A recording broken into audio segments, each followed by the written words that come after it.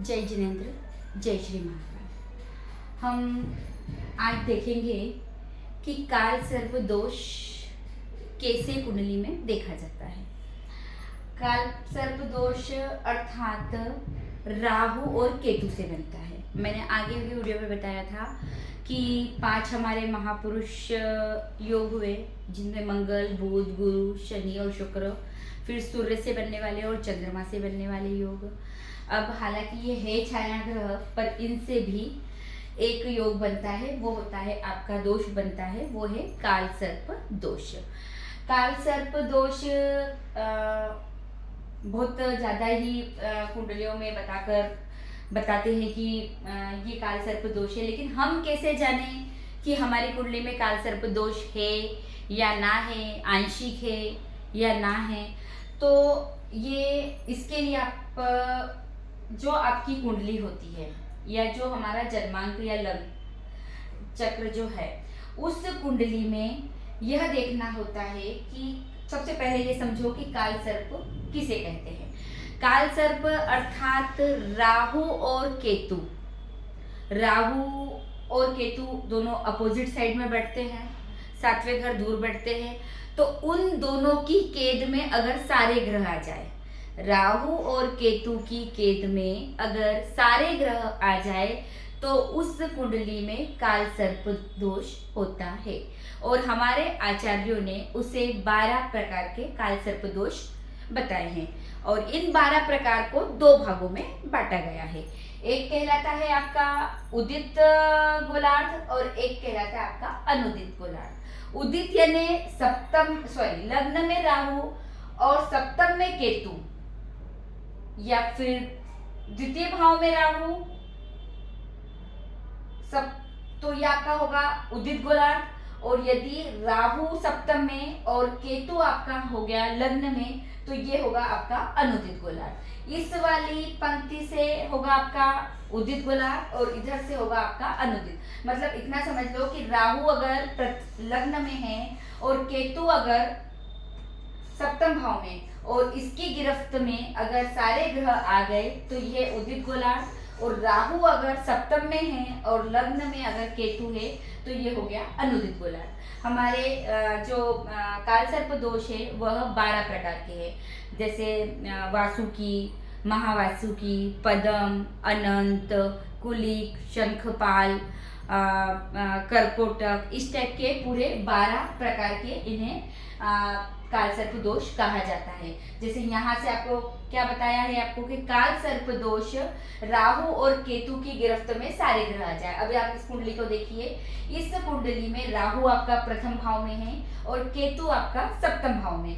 राहु और केतु के गिरफ्त में सारे ग्रह आ गए। इधर इन भावों में कोई भी ग्रह नहीं है। तो इस कुंडली में ये किसी भी जातक की हो, या ये तो काल्पनिक पत्रिका है, तो उस जातक को क्या है, काल सर्प दोष माना जाएगा। ये हुआ आपका काल सर्प दोष। अब काल सर्प दोष जिससे बनता है, जैसे यहाँ काय से बन रहा है, लग्न से बन रहा है, फिर द्वितीय भाव से बन रहा है, फिर तृतीय भाव से बनता है। क्योंकि तृतीय भाव में राहु बैठेगा तो भाग्य में केतु बैठेगा, या भाग्य में राहु बैठेगा तो तृतीय भाव में केतु बैठेगा।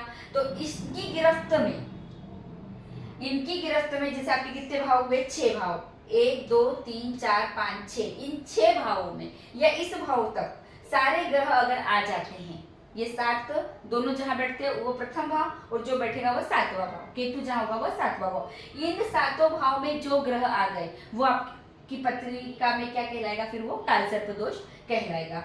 अब ये देखना है कि काल सर्प दोष कभी कभी आंशिक भी होता है। तो आंशिक कैसे देखा जाता है?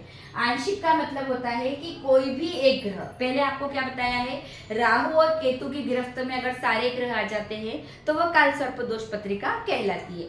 आंशिक काल सर्प दोष अर्थात राहु और केतु के गिरफ्त में एक ग्रह को छोड़कर सारे ग्रह आ जाए और एक ग्रह उनकी गिरफ्त से बाहर हो जाए, तो उसे आंशिक काल सर्प दोष कहा जाता है। लेकिन आंशिक काल सर्प दोष भी उस जातक को है या नहीं, वह उसके अंशों के द्वारा पता चलता है। ये आप यहाँ समझ लीजिए। मान लो वैसे ही क्या था चंद्रमा जब यहाँ था कि ये काल सर्प दोष पत्रिका, लेकिन चंद्रमा इस गिरफ्त से बाहर आ गया। इस गिरफ्त से बाहर आकर चंद्रमा यहाँ आ गया। अगर चंद्रमा यहाँ आ गया मतलब इसको आंशिक काल सर्प दोष है, लेकिन जातक की कुंडली में वह प्रभावशाली है, उसको ये दोष लग रहा है या नहीं, तो उसके लिए देखना पड़ता है कि इनके अंश और इसके अंश में कितना अंतर है।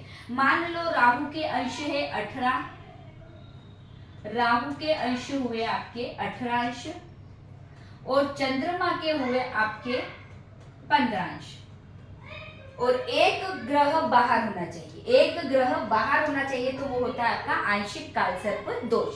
तो यहाँ राहु 18 अंश का है और चंद्रमा 15 अंश का है, मतलब चंद्रमा ने राहु को पार नहीं किया, तो इसका मतलब यह है कि इसको आंशिक कालसर्प दोष है।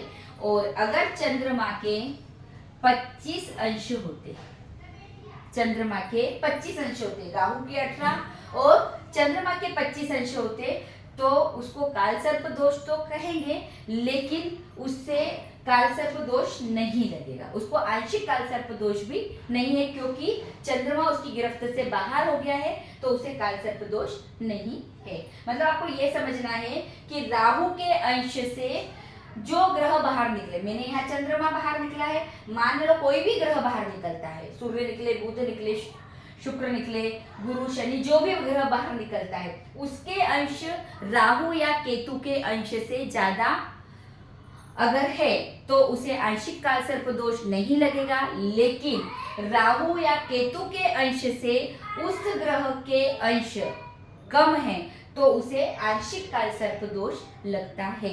यह वापस से बता देती हूँ, यह 12 प्रकार का होता है। जैसे जैसे भाव से बनता है वैसे वैसे उस जातक की कुंडली में या उस जातक के जीवन में वैसी वैसी परेशानियां आती है। जैसे यहाँ है तो उस जातक को स्वास्थ्य संबंधी और मान सम्मान संबंधी ये सारी परेशानियां, फिर उसके बाद विवाह संबंधी, उसके बाद इसकी साझेदारी संबंधी ये सारी परेशानियां उसको, अगर धन भाव से बनेगा तो उसको परिवार सुख की कमी, धन सुख की कमी, पढ़ाई, क्योंकि ये हमारी बचपन की शिक्षा का भाव है, तो बचपन की शिक्षा संबंधी ये कमी उसमें देखी जाएगी। अगर यहाँ से बनेगा, तृतीय भाव से बनता है, तो उसको भाई सुख की कमी, साहस पराक्रम की कमी, और ये फिर भाग्य में आ रहा है तो भाग्य से जो चीजें मिलती है उसमें कमी देखी जाती है। तो जैसे जैसे जिस भाव से, मैंने आगे वीडियो में दी है कि किस किस भाव से क्या क्या देखा जाता है, उस भाव से, जिस भाव से राहु केतु बन रहा से कालसर्प दोष बन रहा है, वैसी वैसी उस जातक के जीवन में उन कठिनाइयों का सामना करना पड़ता है। जय जिनेंद्र।